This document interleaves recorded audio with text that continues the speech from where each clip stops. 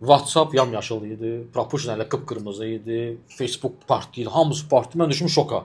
Durdum, əl yuxuluq indək yadıma gəlir. Bir dənə dəftərə götürdüm, bir baxa-baxa belə, hamısı nömrələrə qoymuşdu. Mənə. Başım gedirəm. Bir günə 20 dənə zakaz götürmüşdüm. 15 dənə sajdaş götürmüşdüm. Bir gün 20 zakaz. Plus orada da çıxmaq şeylər idi axı. İcazə 3 saatlıq idi. O vaxt biz nə edirdik? İndi burada baxalım, dəqiq cərmələməzlər. Biz gedib qay görəndə basırdıq da onu.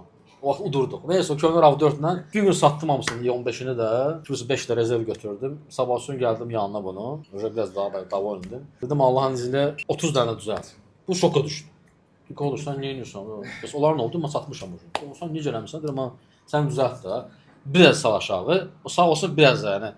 Saldı aşağı uçum. O minvalla, bu minvalla sajlar, sonra manqallar, onlayn işlədim. Sonra risk edib dükan da götürdüm. O pul podval yeri idi. Sonra Şərq bazarında təzə açılırdı o vaxtda o yerlər. Mənə qardaş biri var, məsləhət gördü, get ora yer götür. Amma riskli idi. Risk elədim. Çünki mən götürdüm 350 manat idi arendası. Şərq bazarında isə 2000 manat idi. Hardan harada?